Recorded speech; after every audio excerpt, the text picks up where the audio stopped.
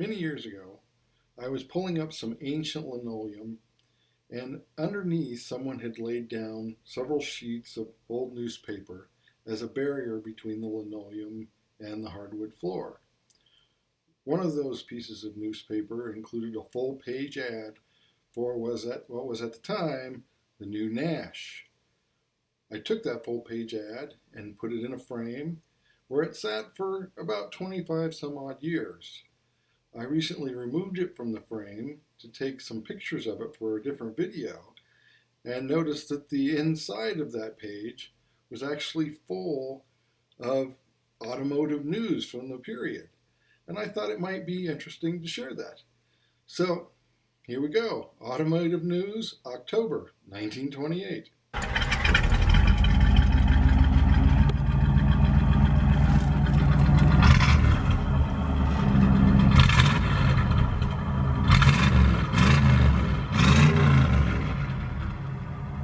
I want to start with the full page ad that started this whole thing off. What I keep calling the front page, it was actually the back of the 4 pages. This 4-page ad that shows the new Nash 400 models. I believe this was before that they'd actually started using model years.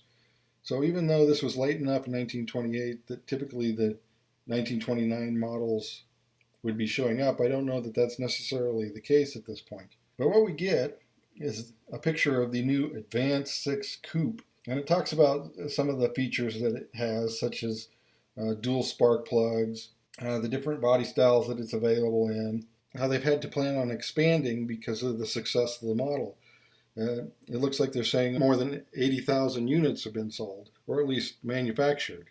They claim themselves to be the cars of the year, which I suspect is probably not based on anything substantial at all. It does show prices at the bottom, and it talks about the various body styles. So you have 9 sedans that range from $885 to $1,990, and 8 coupes, cabriolets, and Victorias that range from $885 to $1,775, including shipping costs. So let's take a closer look at some of these options or features as they're called on here. Twin ignition motor, aircraft style spark plugs, high compression, which I can't imagine that's more than 8 to 1, Lovejoy shock absorbers, alloy pistons, double drop frame, torsional vibration dampener, world's easiest steering. Be curious to where they got that from.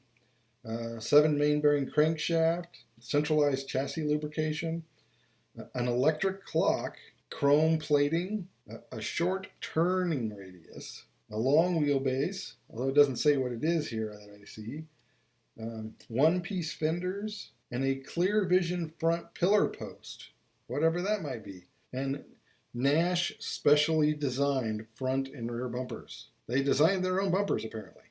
If we turn to the main page, you get a very long ad.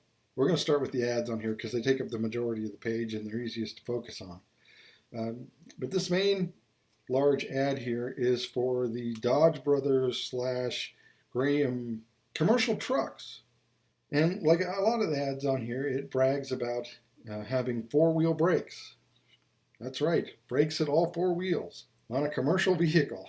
It also has a list of pricing that ranges from $665 for the basic Merchant's Express on a 110-inch wheelbase.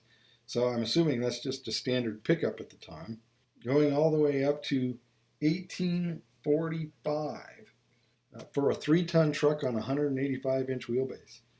You also have an add-on here for the Graham-Paige cars, but it seems that their big bragging point is having 4 speeds. You may notice it says you have a choice of 5 chassis, 6s and 8s, cylinders obviously, and pricing ranges from $860 to $2,485, and it indicates that the car that's illustrated is the Model 614 5-passenger sedan. And again, it seems that the main point of the ad is to brag about its 4-speed transmission. At the bottom of the ad, it also has a list of places throughout Oregon where you can buy them. But apparently, you can't match the value of the Oldsmobile. Now, the Oldsmobile is kind of simple. It just looks at a two-door sedan for $925, and it does have a couple of the features listed on here, which I find interesting that the things they want to point out are radiator shutters and front and rear bumpers. Then it has this interesting ad of a Willys-Knight on some kind of a lift going into a ship, it looks like. It's set up more like an article, but there's nothing more to it than the picture and the caption, which apparently is bragging about the fact that they don't have to crate them before they ship them over to Europe. The first thing that looks like an actual article seems to be a cross between an article and an ad. It's got a picture of 4 different vehicles, and it indicates that the new Oakland 6s are now on display. Many advanced engineering features are embodied, and 7 types are available. And the article starts with a basic statement about quality and testing and the fact that it's a Fisher body. It says 1 million miles have been piled up by test cars on the proving grounds. Then it goes on to say that there are 7 passenger types, including a new Landaulet sedan, a convertible, a cabriolet, a sports roadster, sport phaeton, coupe, and 2-door sedan. And again, stresses that Fisher body. It also goes on to say that the back seat is much wider, 2 inches, for more elbow room. When's the last time somebody advertised elbow room in a back seat? And they're also stating they did it without increasing the track, which is interesting. It's also interesting that they're advertising an adjustable driver's seat. And it also talks about lit instrumentation. Never occurred to me to wonder when instrumentation started to be lit up, but that's a nice little side note. It's also interesting to note out the chrome strip down the grill on these cars, especially considering that Oakland became Pontiac. This would be one of the first split grill Pontiacs, depending on how you want to view that.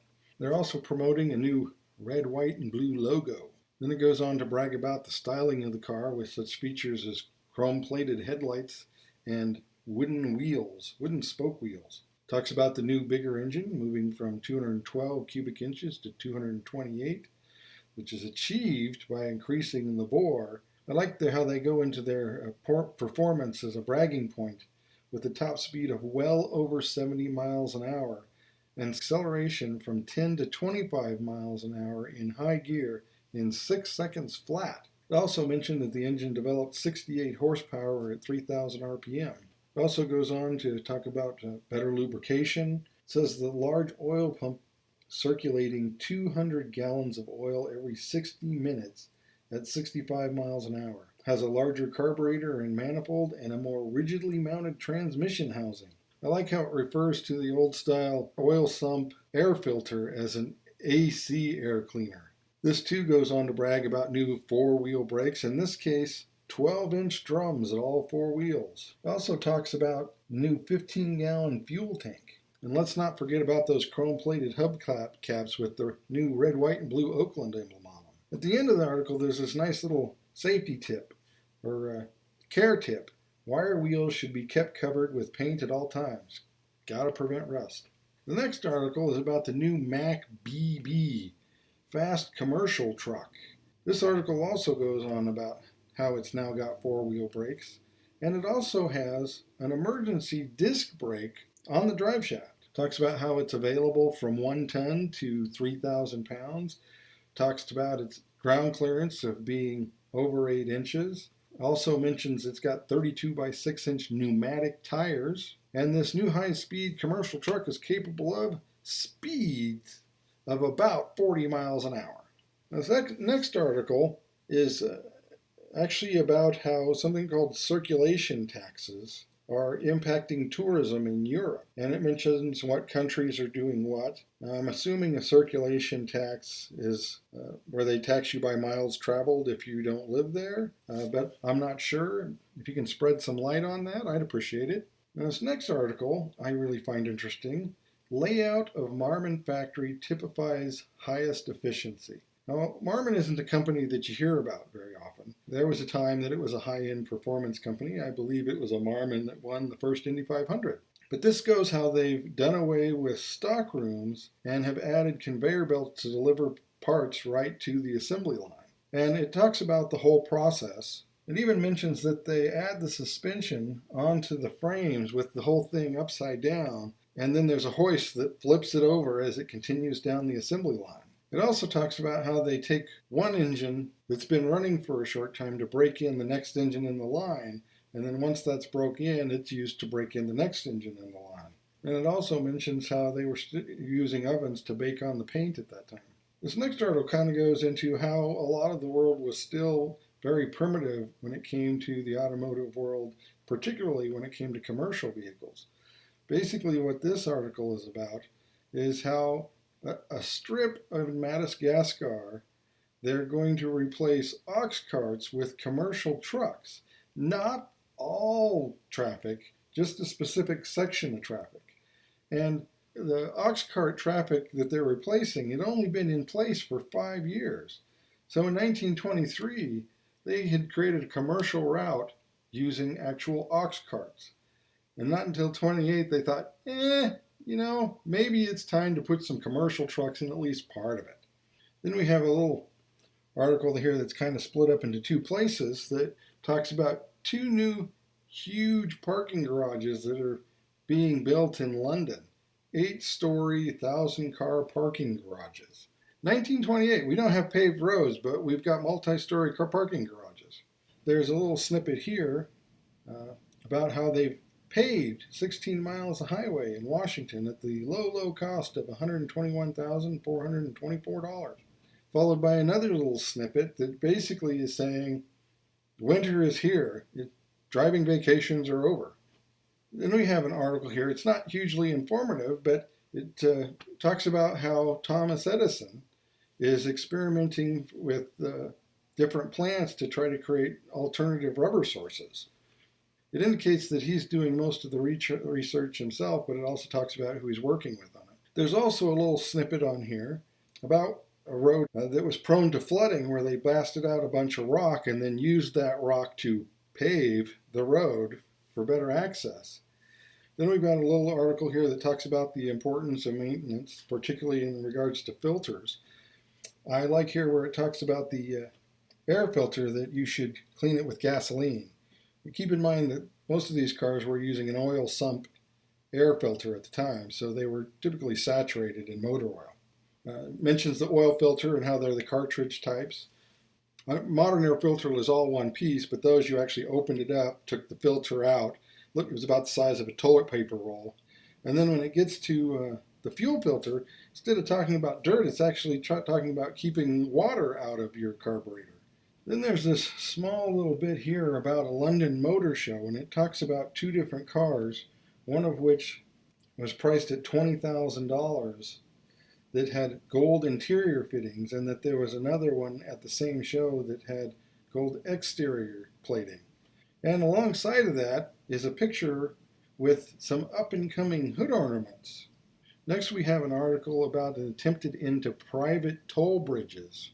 The article seems to suggest that most toll bridges are private and that somehow this legislation will terminate that toll bridge evil. Then we have an article on the variety of automobiles at the time. 765 types are offered, with prices ranging from $385 to $12,500, unless apparently you want gold plating on the inside or outside. And it even mentions that there's talk about standardization is going to ruin the individuality of the vehicles, but they don't seem to agree with that. Then we have one of the longest articles on the page here about the motor show in Paris. It talks about how big the exhibits are and that there are 26 American makes, 26 American brands. Who do you suppose those would have been? There's actually a whole section on the French president. Not only was he at the show and he looked at things, but he was interested in something called a mechanical trunk. I don't even know what that is. If you know what that is, let me know. It also talks about the growing trend of cars getting closer to the ground. And, as roads get paved, that does become a trend. There's a vehicle at the show that it mentions that it calls a Freak, a 6-wheeled rear engine car. And it sounds like it's from an American manufacturer. It'd be interesting to know what that was.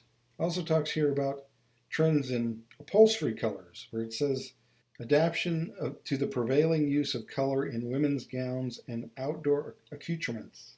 It also says how the American cars are praised for their fresh coloring inside and out. And then it goes on to say that the French cars are made with more fancy stuff like leopard skin, silk, and velvet. It also talks about leather on the outside in color. Many people forget that there was a period when bodies were often covered in leather or canvas. It also says that there's a separate show here where you can buy used cars or where new companies that can't afford the big show can go to display things. It makes a small reference to even motorcycles being at the show. I find it interesting where it goes on about how during World War I, motorcycles were left there by the thousands. And then it talks about the future possibility, well, it talks about a future exhibit that's more commercial oriented. I also like here where it says gasoline or motor essence, as they call it in France. And then it has a little thing at the end where it talks about development and alternative fuels, none of which obviously did well. I remember reading an article many years ago about Chrysler still experimenting with coal power vehicles, I think into the late 50s, early 60s. And then you get a little shout out here at the end to Panhard. Then at the end, there's another article that talks about how to deal with your car burning oil. And it basically says that you can always rebuild your engine or you can use the proper oil for your car. The next one, Fisher Body Plant Grows. Huge output ordered in 1929 for Chevrolet cars. 250 bodies to produce by Fisher for Chevrolet, and how the plant is expanding from 6,000 employees to 7,000 employees. I find that amazing because 20 years before, when Fisher was founded as a coach company, their first contract 2 years after that for Cadillac to build bodies was like 150 bodies, and now we're talking 250,000 less than 20 years later. This article titled New Gear Shift Shown says automatic system seen at the London display. And this is actually an early semi-automatic transmission that they're saying is being displayed. And they go on to explain how it works. They don't say whose it is, but it's an interesting view of how the development of technology is moving along. Then there's a small little thing here about the importance of dealing with dirt in your fuel system.